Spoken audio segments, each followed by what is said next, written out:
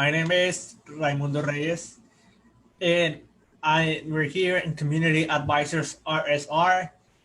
I am the host for Community Advisors, and the co-host is Eduardo Rodriguez from Lula District Council 18. Maria couldn't join us today; she's busy, and she's gonna be here Wednesday. Today we're gonna be talking about the pros and cons of homeschooling. As you know, many kids right now, studying from home, homeschooling. But in a sense, it's just, they're still going to go back to school. But there's a lot of parents who are, you know, when that decision comes in, whether they send their kids to school or they keep them at home, they're going to keep them at home because, we're still dealing with COVID. There's still not a vaccine. There's a process for a vaccine and things are happening. But, you know, parents want the best for their kids. But today we're going to be talking about homeschooling, something that is very important. That whenever for example, here in HISD, we know that more than 51% of parents believe that their kids should stay at home and study from home instead of taking, you know, sending them to school. And usually we have important people come up and talk about about the issues, people who know the pros and the cons of homeschooling. We were going to have a professor. We were going to have a professor. We were going to have an AP teacher, but because of the storm beta, they had to cancel because obviously they have things going on in their life because driving from work to home or securing stuff in their home because of the storm. But today we're gonna make it an information, and the best thing about it is that we have Eduardo from Lula District Council 18, and he knows a lot of information about homeschooling. Edward, would you like to introduce yourself to the public? Sure.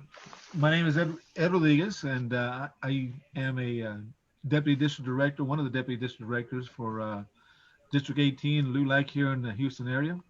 We have a lot of people that are part of our organization, and the District 18 actually has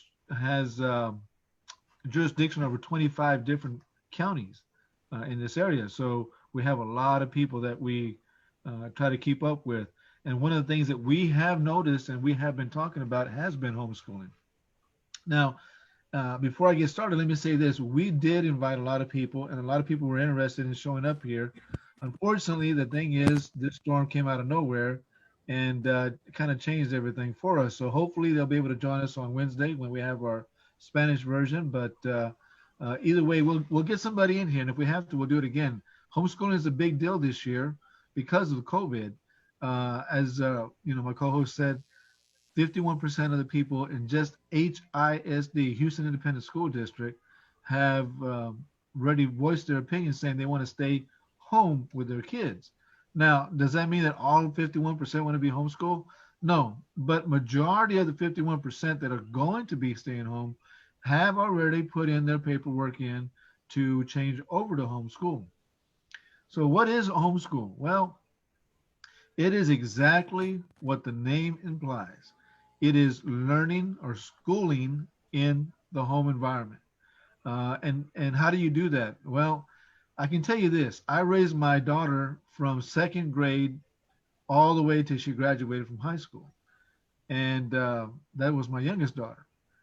And the other two went to a public school and they graduated from public school.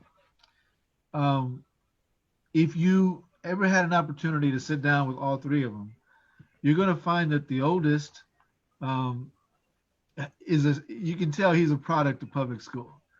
The one in the middle, she's a little bit more go getter, I guess you want to call it, very very strong willed, because she helped us school her sister. So she has the mentality of being in school, and you learn a lot about being in homeschool. Now the little one, who is, I say little one, she's already 28 years old. She can sit down in a room with people that hold doctorate degrees, and I've seen them because I've been in those rooms, and they've asked her, "What school did you go to?" And she goes, "Oh, I was homeschooled." And they just go like, "Huh?" Yeah, because they don't, the homeschool kid is a totally different animal when it comes to academics because everything that you do is broken down in homeschool. Let's say in the morning when you get up, the homeschool kid gets up, and in the morning we say, "All right, we're going to cook breakfast." Well, you and I get up, we just grab the eggs, the bacon, and all that stuff. We start cooking and doing all this. With a homeschool kid, it doesn't work that way. The bacon has to be weighed. The eggs have to be weighed. The temperature of the pan has to be checked. Everything is done because everything that you normally do, that's all part of your class. And that's really cool because the kids, um, they can sleep in as late as they want. I know that sounds crazy, but they can sleep till 10 or 12 or whatever they want to. When they get up, we can cram 8 hours worth of schooling in 2 or 3 hours because they're learning what they want to learn and not what we are trying to teach them. And it becomes totally different. When my daughter wanted to go out and learn how to fly a kite, she had to understand how twine was made, where they made twine. She had to understand how to do the aerodynamics of the kite itself, that triangle. She had to make the paper. She had to make sure that it wasn't too heavy. She had to construct the tail of it and what the length of it did as far as the aerodynamics of flight, the they call it mechanics of flight, all that stuff. It's stuff that they don't teach you in school. She had to learn that and write a paper on it. And then me, the principal, because that's what the parent is, we're the principals and the teachers. Um, we're the ones that have to review it and grade it and talk. And there was a lot of times when I had no clue what she just did. So I too had to go and learn so that I could keep track of what was going on. It was a lot of fun, and that's what the kids in homeschool do. So if you have any questions, I'd be more than happy to answer. Definitely. As the public has questions, people who are watching this video or who may watch the video later on today or maybe later on during the week or the next whole month, please drop the comments, here in this social media platform, whether it be, whatever, Facebook, Instagram, Twitter, TikTok, YouTube, you name it. We are mostly in all social media platforms. We serve to provide information to the Hispanic and Latino community. Definitely, Eduardo knows a lot, and we prepare for the show. We were prepared to have some guests, but obviously they couldn't join us. But we are prepared because we have information. We conduct research, and we have this information to provide to all of you. As you know, homeschooling is very important in the sense that it's a topic that is being discussed among parents currently. And as Eduardo mentioned, there's differences about how kids engage in their learning. And then Eduardo mentioned, a kid who is homeschooled can wake up different hour, from a kid who's going to public school, because a kid who goes to public school, he better get up before 7 because he has to go to school and he has to keep up with the homework that the teachers give him, and he has to do all this, follow this schedule that they have, and hopefully they have a schedule, right? Because we know that right now they're doing learning, online learning, and yeah, so it's a different process. Eduardo was teaching, well, was providing information to me on to how homeschooling works and the pros and cons and benefits.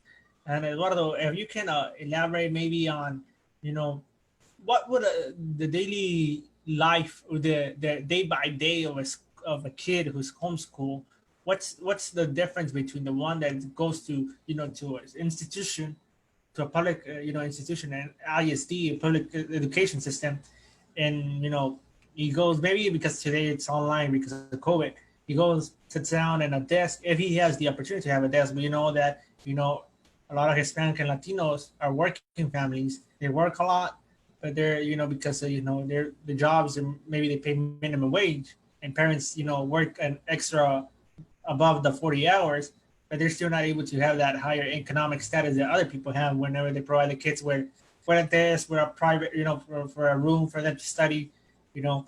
But what's the difference, for between, the kid who goes to public school, who might be right now sitting at a desk, or maybe sitting in a chair in a little corner in their house and doing the homework, between a kid who is homeschooled?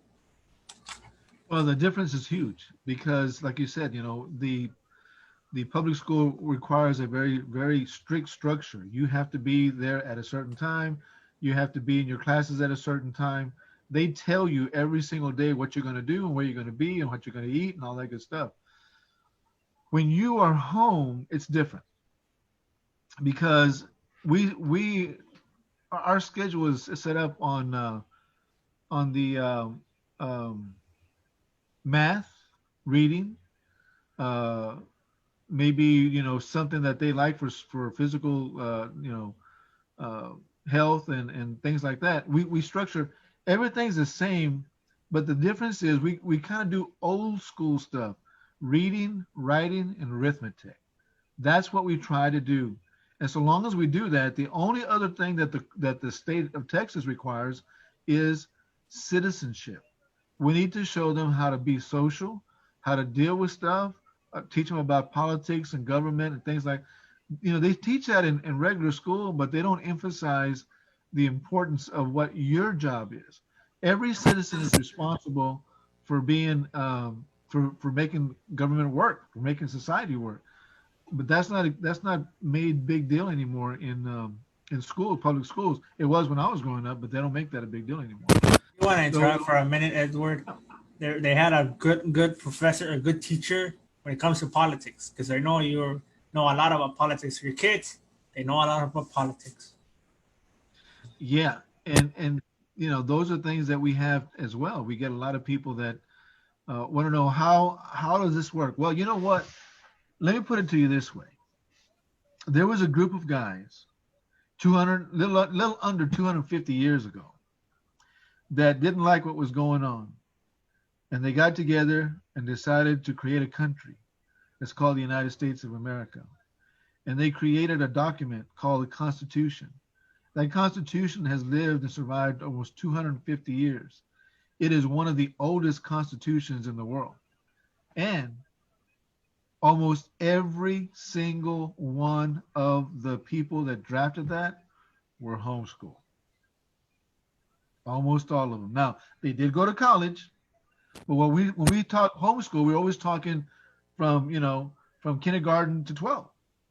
And so, yes, almost every single one of them was homeschooled. Interesting Yeah. part of the history of the United States of America, because I think you're referring to the United States of America, and it brings me to the question, for the public, if if you don't mind me asking this, what was the difference? Maybe they provided this information, your kids. What was the difference between them whenever they were going to college and the kids who probably went to public school or even a private school? We understand that homeschool might be considered as private school because they're dealing with a private tutor. And that might be the parent, or that might be a person that somebody hires, right, to provide that education. You know, Maybe can you enlighten us with information as to what's the difference? I assume the kids who go to public school they excel in some certain aspects of the education, but kids who are homeschool, for example, kids who might attend homeschool by the parents, or maybe they hire a tutor, maybe they hire Edward. If they hire Edward, they're gonna know a lot about politics. Is that for sure? They're gonna learn about the civil liberties, the politics. So, what's the difference, Edward, between the performance of the kids whenever they go to college, based on the information that you have received from your kids, and the public? Because you are part of an organization called LULAC, who serves the Hispanic and Latino community. So you have a lot of information. Can you provide us some information on that? Yeah, I can, and that's something that a lot of people, they already know about, they just don't realize it. And here's what happens: the public school kids, for the most part, they're the general public. So what you hear about, as far as what is the educational level and how much they know when they graduate and all that stuff, that has to do with the public. That's the public schools. Private schools, such as regular private schools or church schools, like Catholic school, that kind of stuff, they tend to be, those kids tend to be a little bit more um, educated because they're being educated based on success, not general knowledge. And that's a big deal. One is being taught general knowledge. All that they try to teach you in public school is enough to put you to work. Get it? You're not designed, they're not telling you how to become the boss. That's not what public schools are about. They're about teaching you how to get a job and pay into the tax rolls. That's what their job is. Okay? Private schools, they teach you how to be leaders in the community. They want you to be that middle management. Okay? So a lot of times what you'll find is in the middle management part of it, you'll find these kids, they graduate from the private schools and they go into these prestigious colleges like Oxford, Yale, Brown University, Stafford, these what we call Ivy League, Rice University, and they go there to learn how to become uh, the leaders in their fields. That's what they're going to be. The homeschool is just the opposite. The homeschooler has no boundaries. The homeschooler learns whatever they want to learn. So if they love art, they become artists. If they love politics, they become politicians. They can do anything they want. So the colleges love homeschoolers. Why? They are the most educated than all the others, number one. Number two, they're also the most idealist.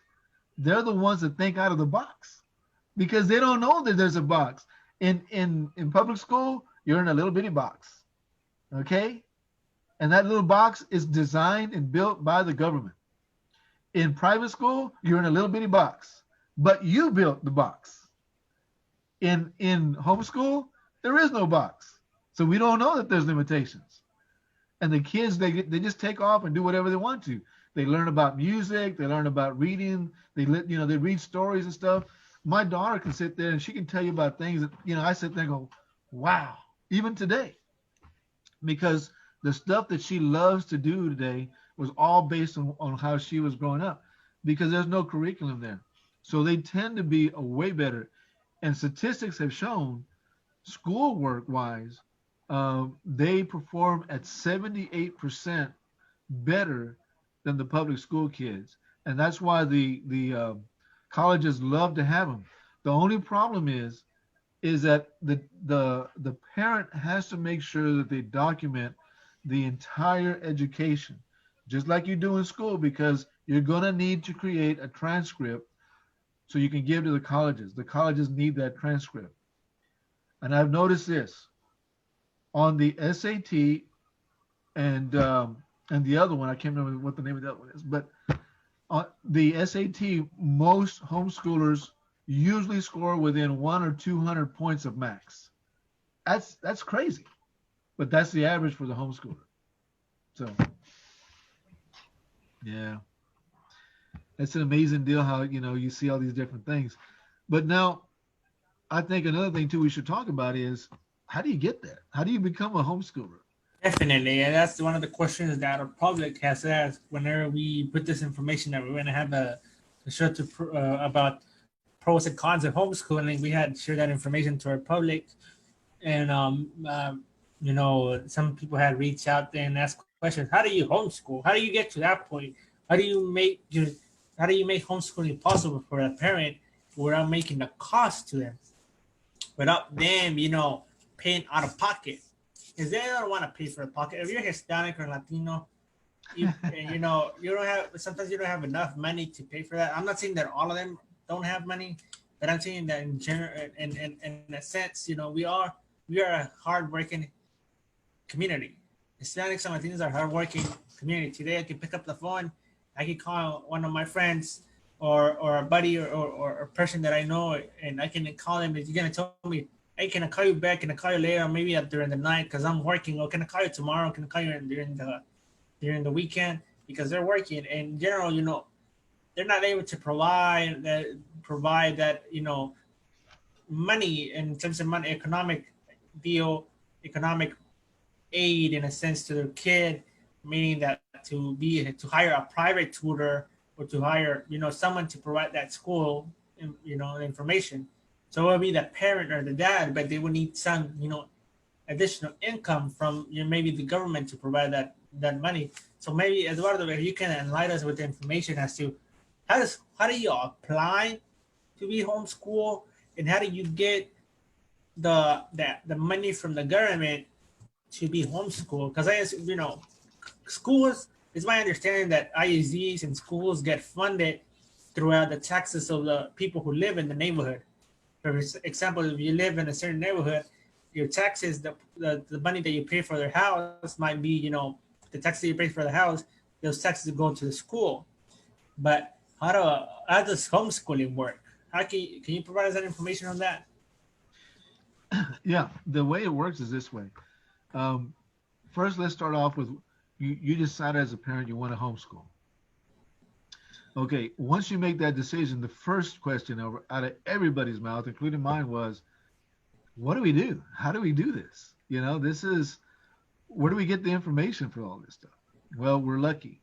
In Texas, we have an organization called the Texas Homeschoolers Association, and they help you with all kinds of stuff on that. They have forms, because in order to start homeschooling your kids, you have to inform the school district that you're going to be taking the kid out and that you're going to start homeschooling the child. Now, the schools want the parent to show up at school with the student to talk to you about taking your kid out. Why? They don't want you to take the kid out. They lose money. All right. Every kid they have, they end up getting some money, and that's how they get paid. So, yeah, they don't want you to do that. So, it's highly recommended that when you fill the request, and it's not even a request, it's actually a notice. You send it by mail. You never go and talk to them. Never. You send the mail saying, this form says very specifically, my name is so and so, my name is so and so, and we are the parents of such and such kid, and we are here putting you on notice that we will be homeschooling our child, and we were going to be going under the Texas law section so and so so and so, which requires us to tell you that we're going to be homeschooling them, and these are the areas we're going to homeschool, blah blah blah blah blah, and they can't do anything. They're out of luck. Now, money wise, what do you do with the money? Well, it depends. That's one of the biggest fights that we have going right now. Every school district doesn't want to cuff that money up. That's a lot of money. It depends on, like here in Harris County, I don't know precisely how much it is per child, but I know it's a lot. And that, to them, the last thing they want to do, when Raimondo said that there's a 51% of the kids don't want to go to school. Oh, they need to register those kids immediately, because that's 51% of their budget is gone, and Okay. that's a lot of money. Eduardo, sorry to interrupt. Recently, there was an article that came about in the news where it says about, a big number of students who didn't attend, online school, online learning whenever, because of the pandemic. Mostly because they didn't receive the resources that they needed. They needed a computer, they needed an internet, and there was a big number. And then the controversy was that, besides, kids not being able to attend school and being dropped by the school district, was that, the school district, we're going to lose a lot of money. So a lot of money is also, it pay, a lot of, what I mean by the money is that when a district see that they're going to lose a lot of money, it's like they get a little bit, whoa, because they don't want to lose money, because they employ people. We love our teachers. We appreciate our teachers. Thank you for everything you're doing.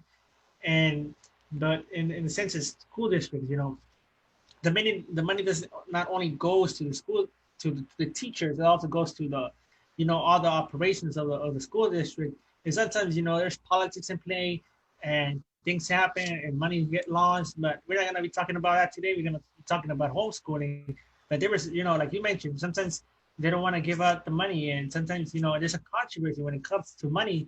Because, for example, that article that came into the news, it was like a certain amount of kids, they didn't attend school because they didn't receive the resources as they go, online learning. They didn't receive a laptop, they didn't receive internet, and maybe they received it afterwards. But maybe there was in the process, or maybe there was a reaction from the district because the loss of money that we're gonna receive. Hey, you can always find that articles on Google. Go ahead, Eduardo. I apologize for No, it's interrupting, okay. but it was just information that it was useful to the public when it comes to the importance of kids attending school and how much money it costs, how much money the government gives to the school district. But that money is not, the government is not providing that money to school. It means that, yes, the government, signs the money, the check, but that money comes from your taxes. And here in Texas, if whenever you buy a product, you pay taxes. So, it's a clear understanding. It's your money. So it all depends whenever Eduardo's providing information about homeschool. Yes, Eduardo, can you continue, please? Yeah, and that's one of the things that a lot of people don't realize is how much money comes out of your taxes to go directly to that. If you buy something out of that 8.25% of your sales tax, some of that money goes to the school, the local school. And then if you own property, if you're a business owner, or if you're a homeowner, and you're buying, not renting, but buying that property, there's a school tax that you have to pay. All this stuff, adds up. When you have here, like we have here in Houston, about 3 million people. Well, not everybody has a house, but let's just go for a figure of 1 million people. Okay, the average, I think, is right around 350 to maybe $400. So for this example, let's say $500 a year in school taxes. Don't seem like much, uh, but just on that number there, that's $500 times 1 million. That's a lot of money, guys. That's 500 million, $500 million in just property. So yeah, it's a lot of money, and that money is used to buy, like you said, buy the equipment, keep up the schools, the uh, the libraries that each school has, the books that we get there, the lunches, the school teachers' salaries, administrator salaries. There's just so much that goes on that people don't realize how much money is actually needed by the school. Now, in homeschool environment, you don't need that. Everything you have is at the house already, and your whatever your paycheck is already covering everything. So how come that the parent is able to do everything the school is doing, and it doesn't cost anywhere close? Well, real simple. You don't have 100 buildings to take care of. You don't have all these different yards you got to cut. You don't have all these maintenance guys that have to go out there and take care of all these buildings. You just got you. And guess who your maintenance guy is? Yep, you got it. It's your kid, your son and your daughter. They're the ones that go out and cut the grass for you. They're the ones that take out the trash. So there's your maintenance right there. They don't cost anything. So in the end, they're able to use all these different things as part of their class. Because in order for them to cut grass, they had to know about chemicals, proper storage of chemicals, because gasoline has to go into it. The lawnmower. When you cut in the lawnmower itself, turning on the lawnmower, if it doesn't work, there's mechanics. Yep, you got to do mechanical engineering. You got to fix that sucker and make it run. And once you do get it running, you're cutting the grass. There's a pattern on how to cut your grass out there. You have to know how much square feet and all this. All this stuff, they write this stuff down. It's a class. Now, your son and your daughter are going to sit there and say, Dad, this is not a class. I'm cutting the grass. I'm taking out the trash. Yeah, but it is a class. Even though you still got to take out the trash, it is a class. And those things are very important. So going back to how do we get all this? The association gives you all the forms you need to notify the schools so that you can go ahead and start homeschooling. And then once the schools are notified, then you can go ahead and start doing everything you want to do. The only hard part about homeschooling in the state of Texas is that there are very few academic sports stuff that you can get involved in. Now, we're working on that because the state has a law that they passed that a homeschool kid that lives in Houston, he has the right to go to the local school and join the baseball team, the basketball team, and all that. But wait a minute, he's not going to that school. No, he's not. But he has a right to public health. He has a right to sports. And unless there's an organized sports deal in his area, then he's allowed to go ahead and go to the local school to get that done. He may not play, but he'll have a right to go ahead and at least practice with the team and all that stuff. And when he gets out, maybe he can go somewhere else and get that. But there's a lot of little things like that that you have to look into. There's monies as far as the state. There's monies as far as foundations. There's schools that will give you extra credit. And don't forget, your son and your daughter are still students. So they're still allowed to go and get a free bus pass. They're still allowed to have a school ID, albeit you're going to have to design it and make it and get it laminated. But you can do that, after you do all that stuff, you can take that over to Office Depot and they will print it on card stock, laminate it, looks real pretty, real professional, and you use that to get into the movies, to the zoo, to the museum, all that stuff. You're still a student. And that's one of the things that we did for our, when my daughter got to high school, she designed her Letterman's jacket, but I had to buy it. She picked out the colors, she picked out everything she wanted on there, but I had to buy it. It was a little expensive, but it was worth it. After 12 years, it was worth it. So, anyways. Definitely. If sorry to interrupt it, well, I know you're passing very important information as to how to apply, where to get the resources, but I just want to let the public know, people who are viewing us, if you have any questions about homeschooling, the pros and the cons, please drop those comments on here in the comment section. And Eduardo Rodriguez, a member for LULAC District Council 18, is going to respond to those questions. And he has some information about homeschooling, and he's providing information, personal information. Also, he knows about the legal implications. He knows about the research is available, and we're talking about the pros and cons of homeschooling. I just want to make sure that that everybody knows this. We're not talking anything bad about the ISD districts or anything about the teachers, because we love our teachers. We love our our professor teachers, the people who help in that process, the mentors. And I'm a product of HISD in a sense, but today we're living throughout a pandemic called COVID-19, and a lot of parents don't want to send their kids to school in person.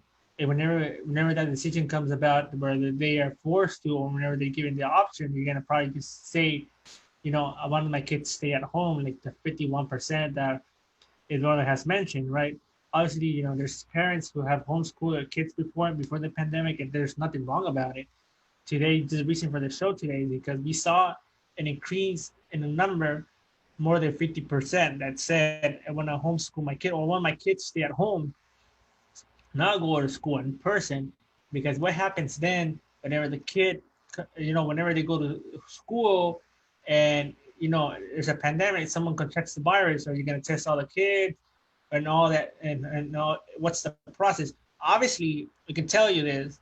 We had a show, we had multiple shows on schools reopening, and you can go back in our Facebook page here at Community Advisors RSR, here on Facebook, here on Instagram, here on Twitter, here on YouTube, here on TikTok, and you can find here in LinkedIn also, and you can find that information. It's user information provided directly by trustees, provided directly by superintendents.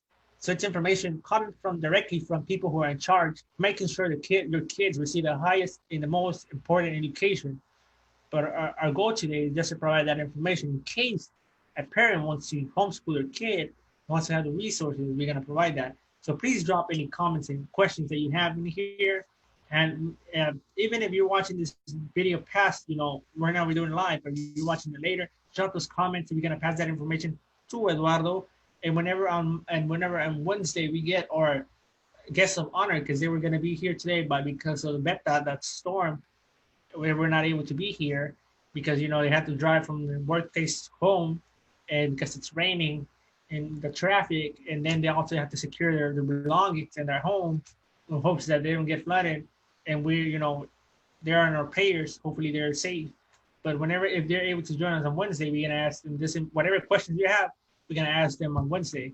Obviously on Wednesday we have our shows in Spanish.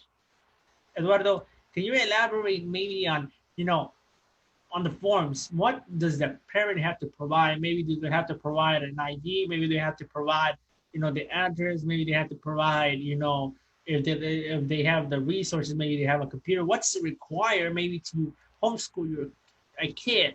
And maybe you're a parent and you're hearing this information. Maybe you're asking yourself, what do I have to do to homeschool my kid? What's the resources that I'm required to do so?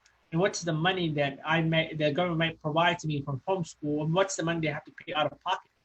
Can you provide some information on that? Yeah, the information that you're going to have to provide is real simple. The letter that notifies the school district is very, very basic. It'll have your name, your address, phone number, the name of the student. If there's an ID number that's attached to the student, which usually is on the report card, you use that ID number along with that, so that way they know they got the right student.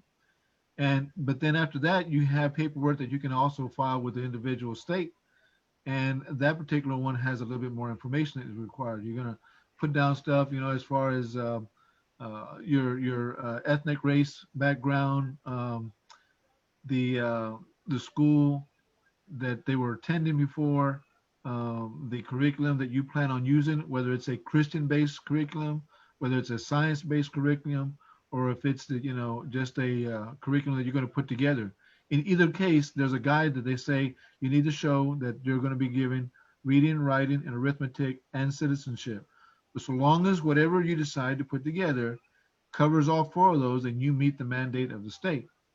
And it's really easy. There's tons of programs out there.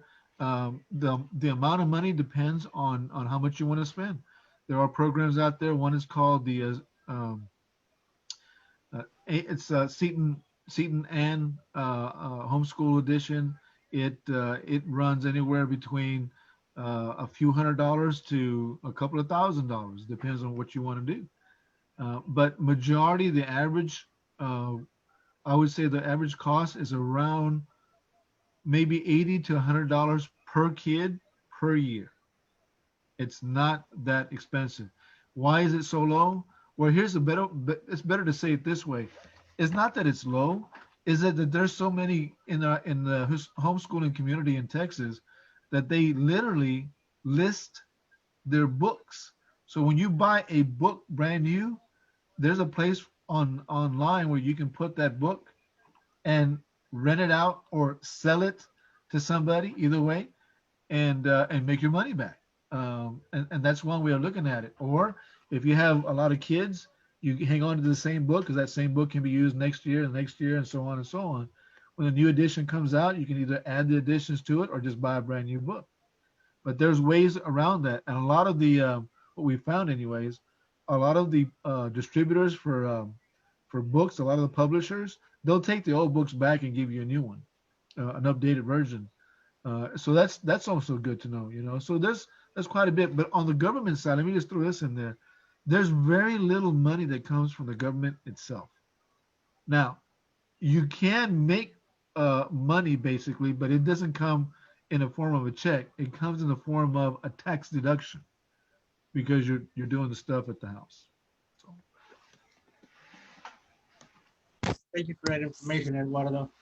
And it's very important because you can use it as tax deductible whenever you're filing taxes, and that way, it's just information here this time because of the pandemic. Definitely, Eduardo. One question that we have from the public is that how do you develop a course for I'm seeing here a question that I received from the public. I was just seeing here, and they were saying, how do you develop a course, and how do you make the transcript that you receive, that you make up, that the government receives, making a transcript that is acceptable for colleges?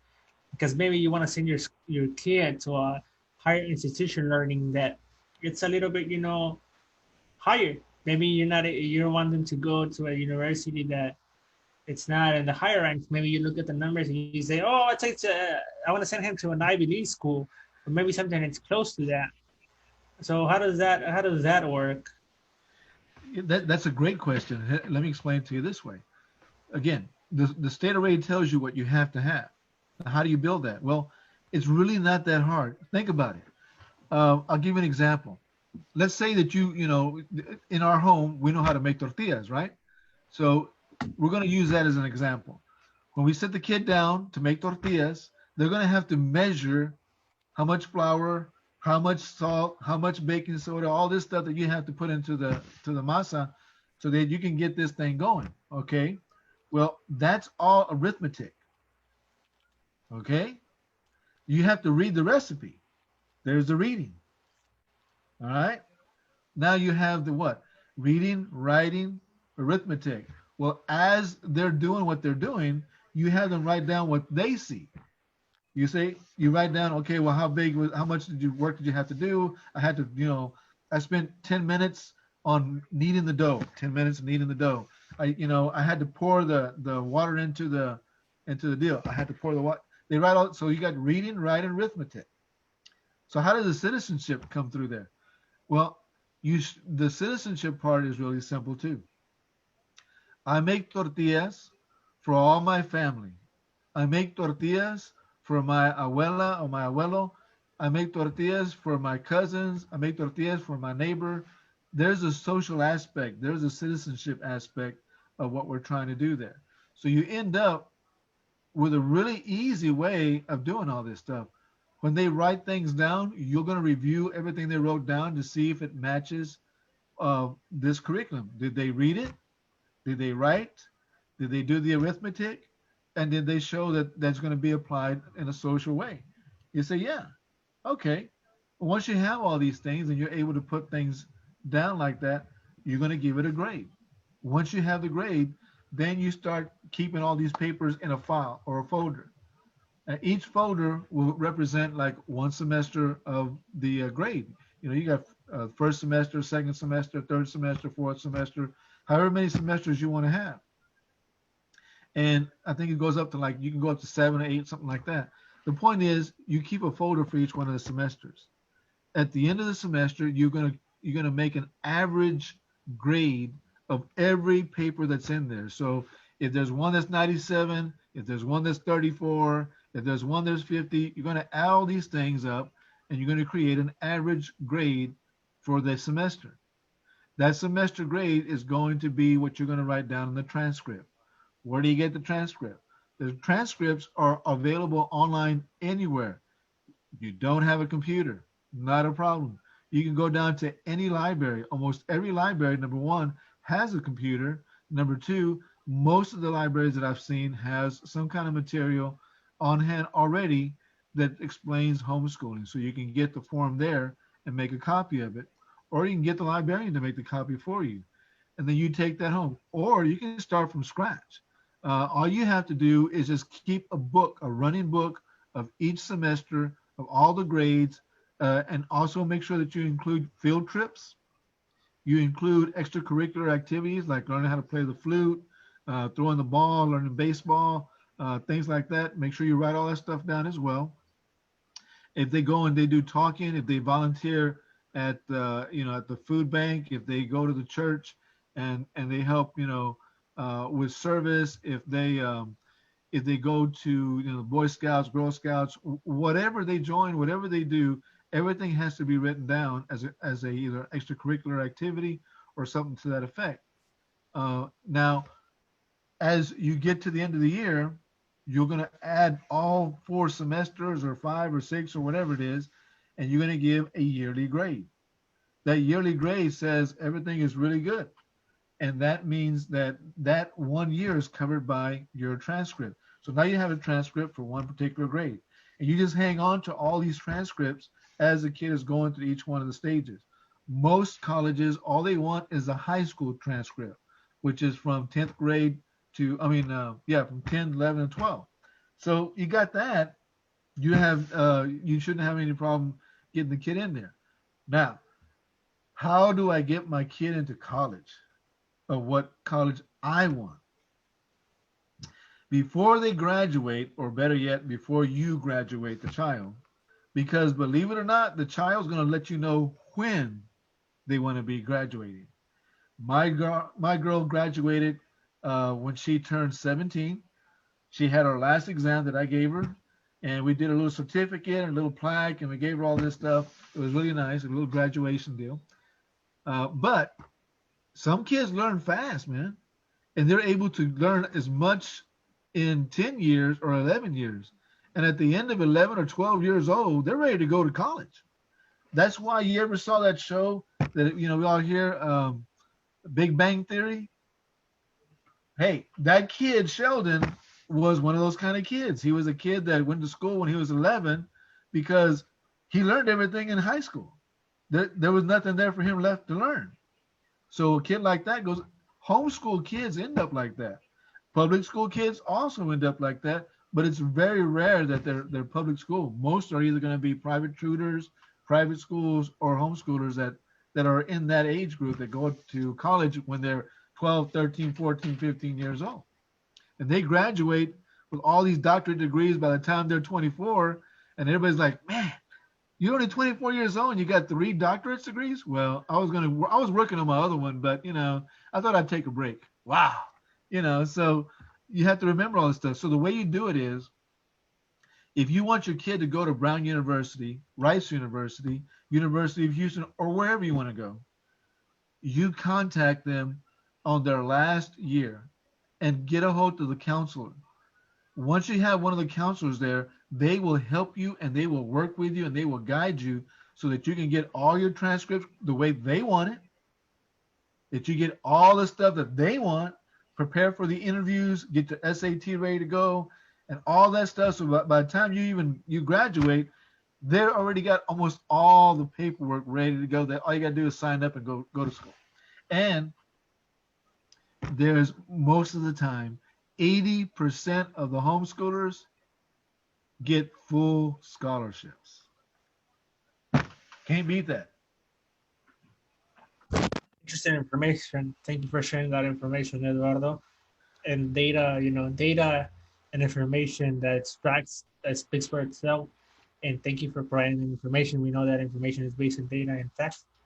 And like Eduardo was saying, people, schools, universities, people who are in charge in those offices, who get hired, they will work with you to get your kids to school. Some of the counselors may work with you. Sometimes you get some that might not want to work with you, maybe because they're having a bad day, or maybe they just don't want to do it. There's always that. We're all human beings, but at the end of the day, you can find someone, and they might be able to work with you, tell you about the process and everything.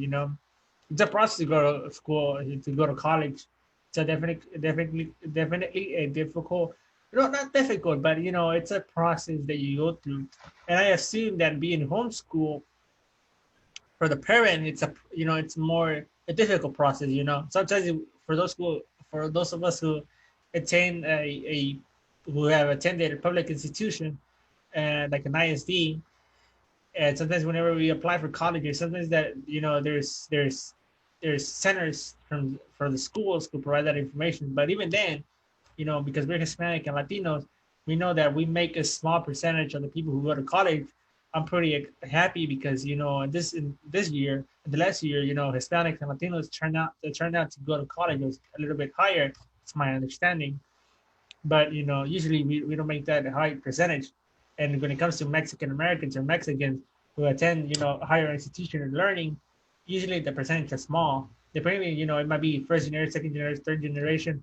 It doesn't matter. It's still small compared to other Hispanic and Latinos, but collectively, it's still small compared to others. What I'm trying to say is that, applying for college is a difficult process. I assume that applying for college, be it, through homeschool, is even a furthermore, burden to the parent. If you're Hispanic or Latino, it's a burden, to the parent. How do you apply? But that information, today we are providing that information. Eduardo has some information where you can go, what institution, what organization can provide that information to you, what website you can go to, and how do you do that? Who's able to work with you, and what government institution can work with you if you want to homeschool your kid, and then throughout their high school career, their education, and then in college. Or maybe you just want to homeschool for this year until the pandemic, stops. Maybe next year, whenever the pandemic, there's a vaccine, if people are able to take that shot, maybe you want to send them back to school. But it's useful information. And if like we had mentioned before, if you have any comments, concerning questions, please drop it in the comment section, and we will be happy to respond to those questions. Wednesday, we're gonna have our guests because they couldn't join us today. Like once again, we repeat that they were we were dealing with a storm. We were understandable why they couldn't join us, but they're gonna if we drop the questions, we're gonna ask them on Wednesday, and on Wednesday you're gonna be able to respond to the questions that you have. Professionals, obviously, Eduardo is a professional. Like his word stands, and he has data and facts. And plus, he's a member of LULAC, District Council 18. So that's information that you can use that's useful. If you have any comments and questions, concerns, please drop it in the comment section. Thank you. Eduardo, can you provide more information as to, uh, you know, today people are sitting down watching this live video, and maybe they're not watching it live, maybe they're watching afterwards, and they're thinking, homeschool is pretty interesting. In a couple of weeks, my kid is gonna go back to school. They're gonna call me, tell me, you know, my kid can go back to school or he can be stay online learning. But in 3 weeks afterwards, I'm gonna call. They're gonna receive a call whether you're gonna stay online learning or they're gonna go back to school. Eventually, they're gonna receive that call, come back to school. But they're gonna be. I don't want to send my kid to school because of COVID. Obviously, like we had mentioned before, we have had some shows with very important people, guests of honor. You can go back and watch those videos, 1 hour and 15 minutes, where they talk about the research available, things that they have done, and things that they're doing to help the Hispanic and Latino and in kids in general. You can go back and watch them. But if they're sitting today, the parents, and say, oh yeah, I want to homeschool my kid, what's the first thing they have to do? What's the very first thing they have to do? The very first thing you got to do is you got to say, how am I, the parent, going to be able to be here for them during the school period? Because you're going to have to be there to help them get all this stuff going. Now, if you have an older child, I say older child, a child say that's 12 years old or older, who's already in the sixth grade or something like that, they can help you out a lot. It's not that difficult to do. But as a parent, you're still going to have to be somewhat flexible enough to be able to go to work, come back, and all that stuff. If you work in a job like in a bank or something like that where you have to be there, then obviously you're not going to be able to do that. So you need to ask yourself, do I want to homeschool them? Yes. Okay. Then the next thing is, after you realize I can't do it, who in the family can? The good thing about the Hispanic community, and if we remember our culture, in the Hispanic community, we always have abuela sitting around somewhere waiting to be used, and she can come over and help. And oh man, that is just a great deal too. You maybe have a tia or a sister or somebody who's sitting at the house with her own kids, but the kids are only 3 or 4 years old, so she can't go to work yet. But hey, you can send your kids over there, and she can train them for a little while. There's a lot of things that you can do, but you're going to have to work hand in hand to get this is going. It's a great program if you use it correctly, and there's a lot of reasons to homeschool, not just because you want to do it, or even the kids. Well, right off the bat, kids will tell you, "Man, I want to do it right now. I want to homeschool." Yeah, because you don't have to wake up early. You don't have to do nothing. No, it doesn't work that way. Um, but there are a lot of good ways. Sometimes we end up with kids who are hanging out with the wrong crowd in school. Maybe it's a good idea to bring them home and homeschool them. That way they're not part of that little clique or gang at the school and where they're getting in trouble all the time. Sometimes they're getting bullied. Maybe it's a good idea to bring them home and let them do their work and stuff and learn how to do the homeschool that way. Maybe they're just intimidated. Some kids nowadays, they're it's school is it's very complex for a lot of the children that are coming from other countries. Why is that a big deal? Well, you have to look at the dropout rate. Right here in Harris County, in general, we have a very high dropout rate, and the reason is because we get a lot of kids from other countries, and they come up here and they don't know English, And the rules here in the state of Texas are they must teach English as a second language, but only up to the second grade. So once you get to the second grade, the schools no longer have to do that, you know. So now what? Well, the kids don't have an opportunity to learn, and they're tagged as special kids. And special kids, all that really means is they're going to stick them in a room, and they're not going to teach them anything. And then they get bored because they're not learning anything. So they would rather go home and not tell their parents and start working or start doing getting in trouble, whatever.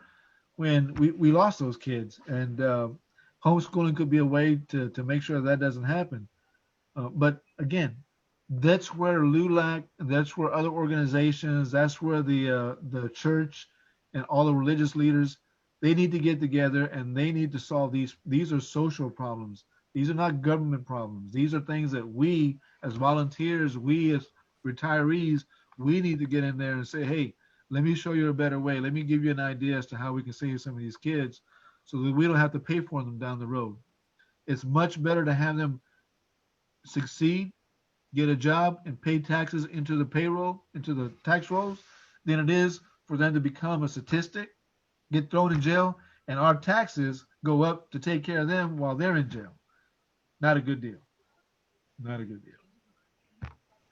Definitely, I understand, and it's like a brother mentioned, you don't want them to be a part of statistic that it's very troubling, and people are currently dealing with that.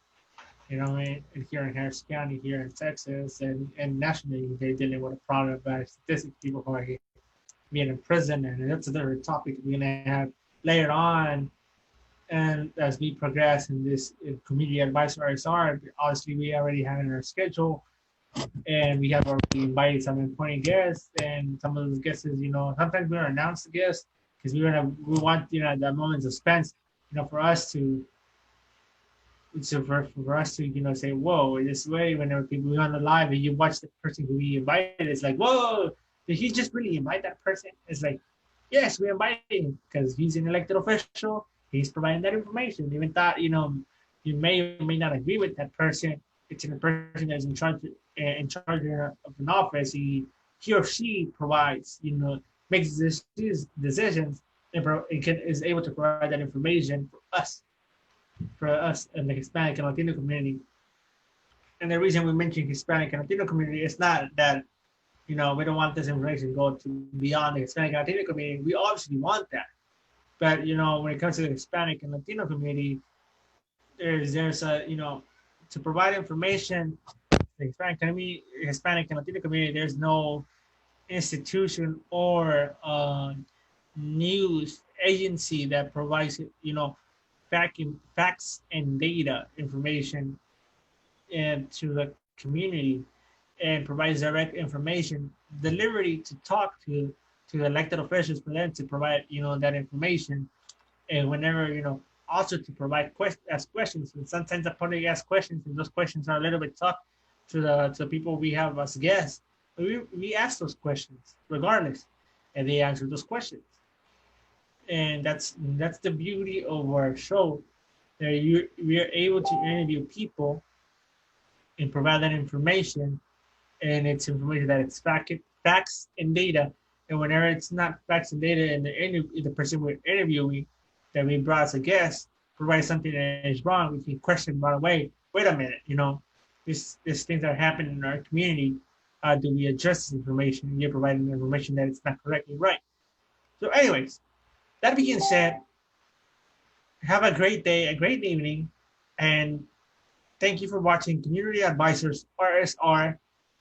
And we see you on Wednesday at 7 p.m. And it's an hour-long show, 1 hour and 50 minutes to be exact. And we're gonna be talking about the pros and cons of homeschooling in Spanish. So the community who's only Spanish-speaking, please invite them to watch the show. And always, remember, Community Advisors RSR is here for you, the Hispanic and Latino community. Eduardo, any final comments? I agree. Just be there for us. We're looking for a lot of good things to happen on these different talks that we have. We have a lot of people that we're getting ready to line up. We've got some great talks coming up in the future. right now with all the different things that are happening, like the COVID and the elections, and the justice that we just lost on the Supreme Court. There's a lot of things that are happening, and it's going to be happening really, really fast. And we're going to try to get people in here that you're going to be thinking, what? How did these guys get this guy? Oh yes, like you said, we're going to get these people that nobody else would think that we could get. We're going to get them. They're going to be on our show, and you're going to sit there and go, man, look at this. I can't believe these guys got him. Oh yes, yes, we're going to have some really good names coming up. So be prepared, be watching, be ready for it, because we'll let you know when they get ready to come on board. But we're that close to some really good stuff happening.